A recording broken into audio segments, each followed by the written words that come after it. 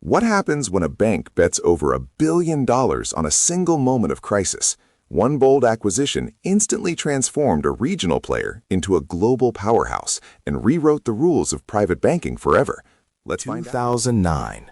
The global financial system is on its knees, and one Singapore bank just wired $1.46 billion for an asset that could vanish by morning, because the entire deal was only worth something if 150 people chose to show up for work. Outside the hushed boardroom, the 2008 global financial crisis is tearing the world apart. Century-old Western institutions are collapsing overnight, evaporating trillions in wealth.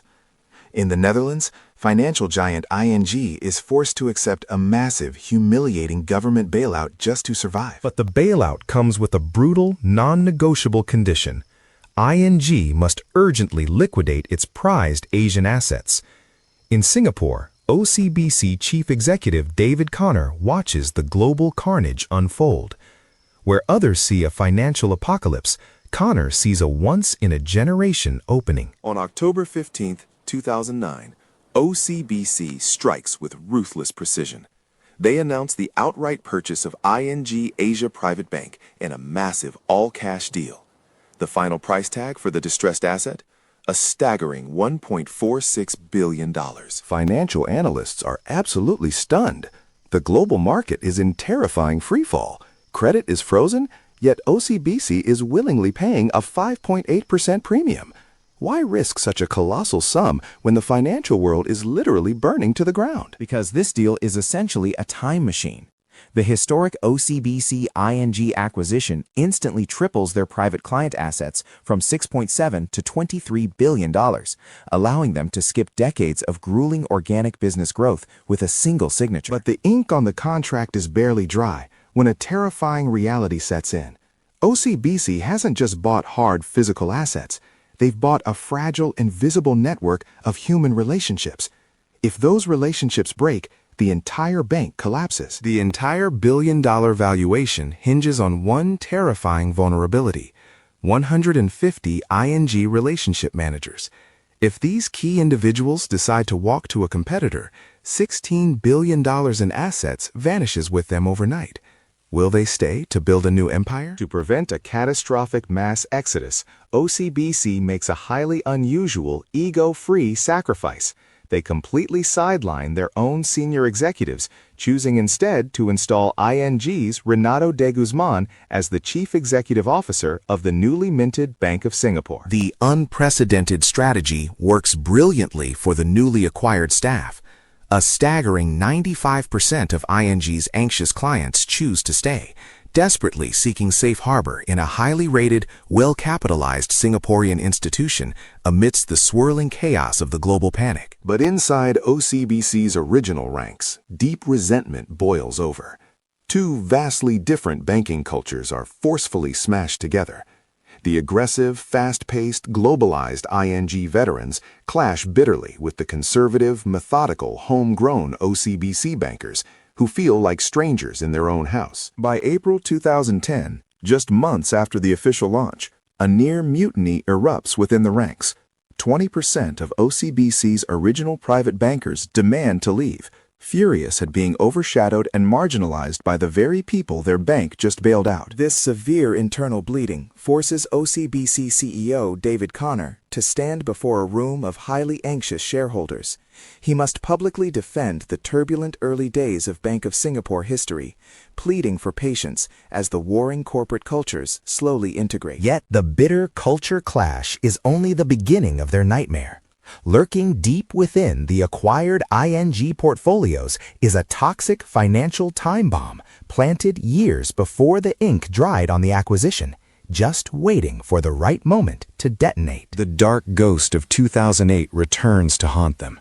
By absorbing ING's operations, OCBC legally inherited the devastating fallout of toxic investments that were aggressively missold during the absolute height of the reckless subprime mortgage frenzy. In August 2016, a Hong Kong High Court drops the hammer.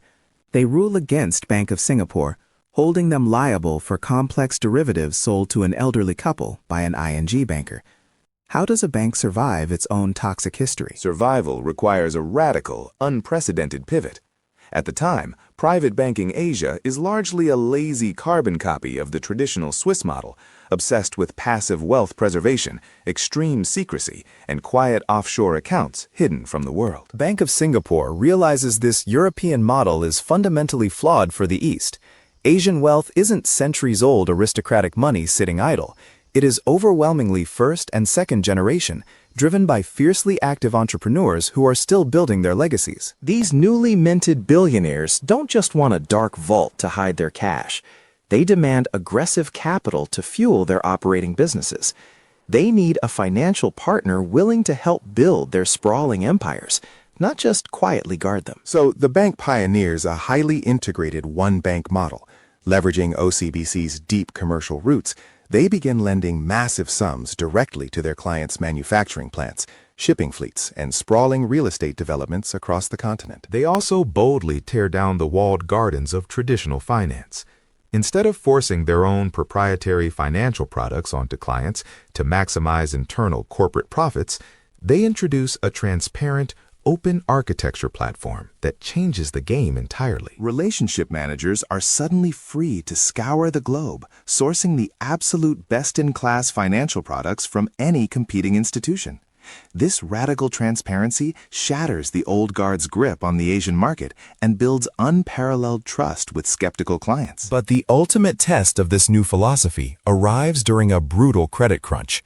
Rival Western banks panic, issuing devastating margin calls that ruthlessly force their wealthiest clients to liquidate hard-earned assets at massive, crippling losses. In a defining moment that forever alters the trajectory of the institution, de Guzman declares, "We want to have these clients for life." It is a masterstroke of restraint that cements unbreakable, multi-generational loyalty. The billion-dollar gamble is finally justified. The clients stay, and they bring their friends. But as the ashes of the global financial crisis finally settle, a new, daunting question emerges.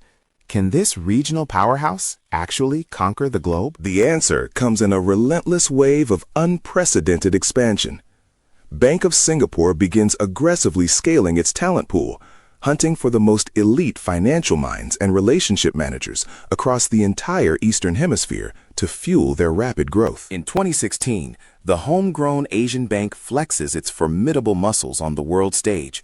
In a shocking move, they swallow Barclays' entire wealth and investment management business in Singapore and Hong Kong whole, leaving their Western rivals stunned. This aggressive acquisition absorbs $18.3 billion in assets, instantly cementing their unshakable status as an unstoppable titan of Singapore wealth management. They are no longer just participating in the market, they are actively dominating it.